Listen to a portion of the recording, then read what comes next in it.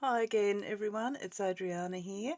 So as promised, I'm going to show you a few little how to crochets this afternoon. So I've got my cup of tea here in my lovely Soul Dreamer cup, which I can't really show you now because of the angle. And I've got a few little items here. So what I thought would be a practical thing to do was to start without a hook, because some of you may not have a crochet hook on hand, and this is something that kids can do as well. So you can spend a bit of time with your kids and maybe get them working on a little project with some fingerless crochet. So you could maybe make a little bit of fabric. This would actually work out as quite a good little pot stand or something. Putting a saucepan on, a hot saucepan to protect the surface. So that's worked with some t-shirt yarn, which you can buy already cut. But if, again, looking at things that you might have around the house, I actually did that by cutting into strips an old t-shirt. So you just want them to be about a couple of centimetres wide, inch and a half in old terms, and yeah, you're just creating your strands of yarn in that way. So to get started, what we're going to do is called a slip knot. And the way I do mine is to make a loop. So I take my right thumb around under the yarn and I make a little hoop. From there we're going to push the strand of yarn up through that loop and pull it. So you have what's called a slip knot. Now you will use this whether you use a hook or not. Little bit easier just to get yourself started at this point. I'll just move these little projects out of the way, so it's quite messy here, isn't it? I'm terribly sorry about that. I'm sure you'll understand why when you start. Okay, so we're just going to repeat that process. So I'm going to pull that loop a bit tighter by pulling back along that strand. So I'm going to push strand of yarn through the hole, through the ring, and pull that to tighten. So I'm repeating that. I'm pulling the strand through the loop and pulling it to tighten.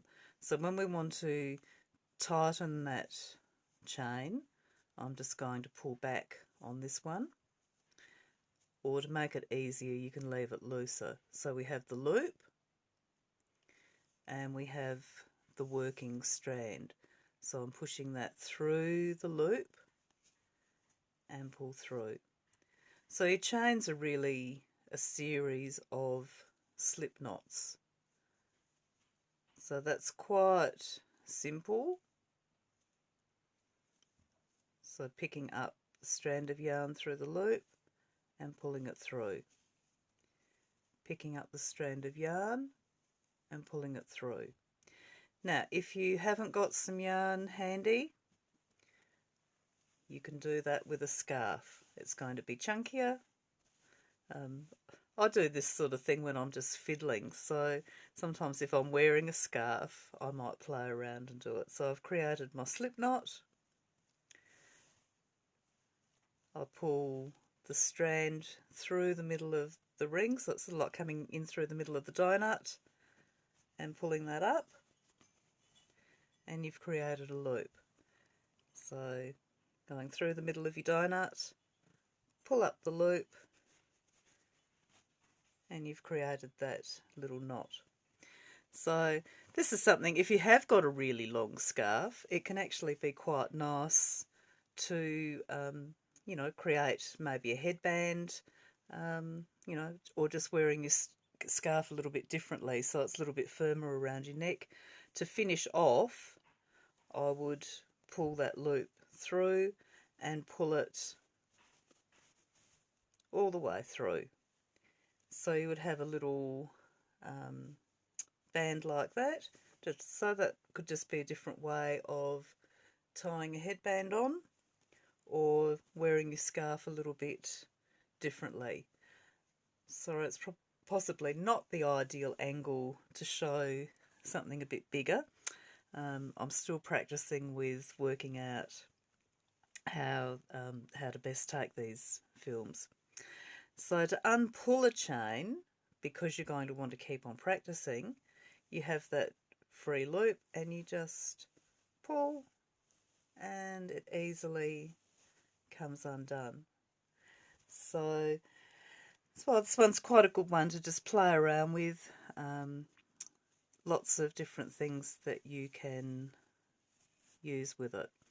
So when you've done these chains, so this is a couple that I did with some yarn yesterday, and this one I used 2 strands of yarn, and then I started coiling it and just catching it with a needle and sewing it. So you could continue with something bigger and maybe make a little coaster, little rugs for the dollhouse. So as I said, these are things that maybe you can do with your kids and actually make something a bit practical with it as well. Friendship bracelets are another thing. So I have 2 strands of chain there, and you could just knot that, and the kids could make little friendship bracelets. I do seem to use the word little a lot. I've become conscious of it, so you probably are too. Anyway, they are little. Okay, so that's just to work doing a chain without actually having a hook. Now I'm going to go on to showing you how we use crochet hook. So if you haven't come across these magic little wands, it's a hook or a piece of metal or timber or plastic that is hooked on the end, and that's what you're using to pick up that loop. Now this particular hook is a clover, which I really like working with. They're a bit more expensive, but they're very easy on your hands. There's lots of different styles. I have got a couple of clovers that are here I have for sale, and I've got some old hooks that if you can't get hold of one, just send me a message because I'm happy to share with you. So I'm going to use, I think I'll use the yellow yarn for this next bit because that's easy to see. So this is an 8-ply, and you would normally use 3.5mm or a 4mm hook with it. What you'll find is when you get a skein of yarn, is on the back of it will be some instructions, and there's usually a recommendation for the needle size. So this is an 8-ply. This green one's the same as the yellow there, and that's recommended as a 4mm. Now when you get into using thinking about tension and gauges, then you may vary what you're doing with that. But for today, we don't need to get too technical. So again, we're going to start with creating that slip knot. So I've got the yarn in my right hand. I'm going to just twist over into a little loop, hold that down, and push that strand through. So I've created that slip knot, which then just tighten onto your hook. I think I may have gone off camera doing that, so I'll just do it again. So I've twisted my yarn, push the yarn up through the centre, pull it to create that loop, slip that loop onto my hook and tighten it up. So you don't want it too tight, just so it's comfortably on there. Now my theory with anything is you do what makes you feel what you're comfortable with doing. This may feel a little bit awkward as you start, um, but yeah, I don't think there's any right or wrong. What you want is to achieve the end result. So how you go about doing that, I don't think is too important. The way I hold my hook is like a pencil. So I have that sort of grip. A lot of people use a knife grip and have their hand on top. If I'm working with really chunky yarn, I often change to that. So it depends on what I'm doing. I may change my grip, but I'll work with the pencil style today because it's probably a little bit easier to actually see my hands. Now with the strand of yarn, we actually want to create some tension so that we're getting an even effect with our chains. So I wrap my yarn around, if I'm holding that there, I'm going to take the yarn over my fingers and wrap it around my little finger. So this little finger is actually going to create the tension. And then I'm holding the base of my slip knot with my thumb and forefinger. Some people work using their middle finger and thumb and have the yarn coming over that. Again, it's totally your preference. There's some people just do a little wrap over manually. So whatever works for you, we can focus on that a little bit more in another lesson.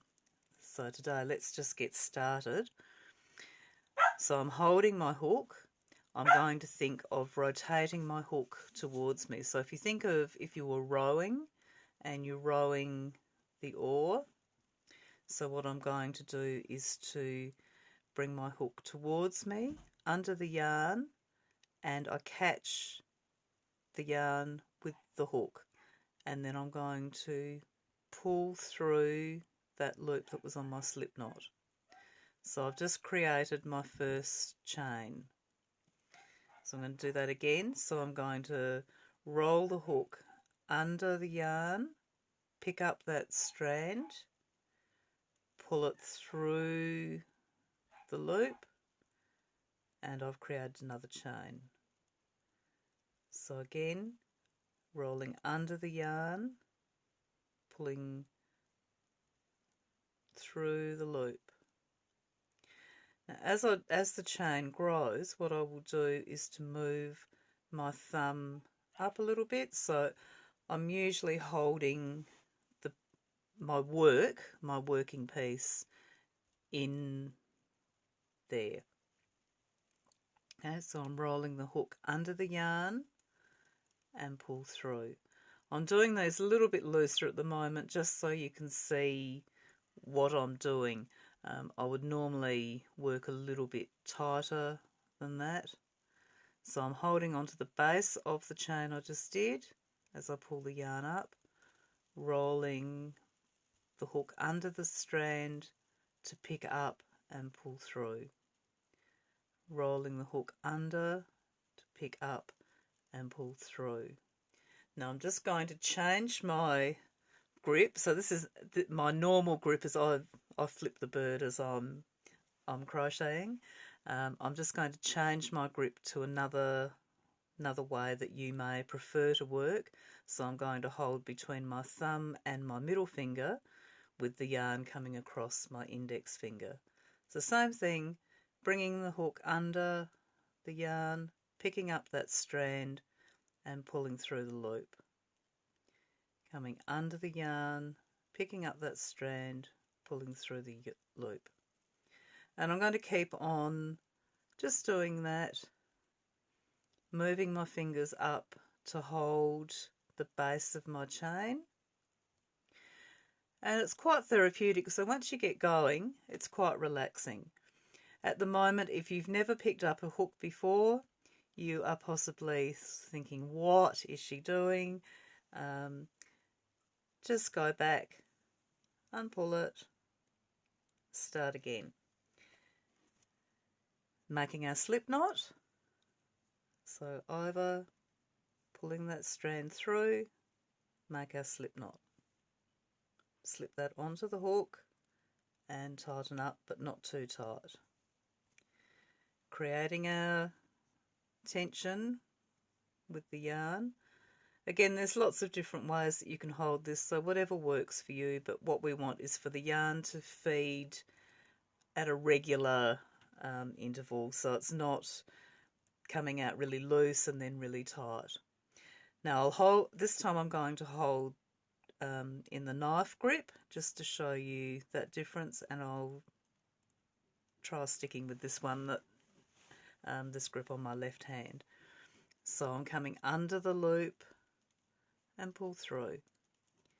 So under the loop and pull through. Under the yarn and pull through. Under the yarn and pull through. Under the yarn and pull through. So as you can see, I have this rolling action with my hook, so I'm not holding tightly. I haven't got a death grip on the hook. I'm quite relaxed with that. I'm just guiding it. So any of you that did belly dancing with me, I know Denise is watching at the moment, will know that that's something I said if we were doing cane work. You allow that grip to be controlled but loose and relaxed. So pulling through, so rolling the hook under the yarn, pick up the loop and pull through. Rolling under the yarn, pull through. Rolling under, pick up the strand and pull through. And you can just sit there and do this. It will become quite meditative. When you get to that point, then you will know that you have the hang of doing chains. I'll just flip my holding style again. So for those of you that might like to hold your hook as like a pencil. And so some people may find they want to just wrap the yarn over and pull through. So they hold, wrap the yarn over and pull through, wrap the yarn over, pull through. So I have seen some very creative crocheters doing beautiful work that do use that method. And I'll probably use all of these techniques at some point. So there's no right or wrong. What we want is to achieve the end result, which is a nice, even looking strand of chains. So with that, I'm going to leave you with it. I think that's probably enough for today. I'll load this up onto YouTube. Who knows what they will translate my voice to. And that gives you a laugh anyway. So it will be something for you to refer back to. And yeah, if you've got any questions, feel free to send me a message. Denise is going to go and get some yarn for Angus to have a go. Oh, from Angus. Oh, that's right, because Angus knits. He does some fabulous knitting. So yes, this would be a nice calming thing for you to do, Denise. I know you're always on the go, so being at home is probably a challenge for you. So this will just keep you occupied. Jackie's having a look too, so I know she's going to be spending a bit more time at home. So this will be a nice thing for you to do too, Jackie. Jackie has Choo Choo's Lolly Shop, which understandably is very quiet at the moment, but I know she's going to be open tomorrow down at the Margate train. So if you need some lollies, they have a limit on how many people go in at a time, but yeah, pop down there and have a go. Yeah, Denise, if you haven't got a crochet hook at the moment, just play around with doing the fingerless loops. So that'll at least get you going, and it will give you a base to work on. What I might do tomorrow is actually show you how you can continue with the fingerless crochet and start to create some stitches. So we can do this with a hook or without. Obviously the chunkier yarn will work better for doing that.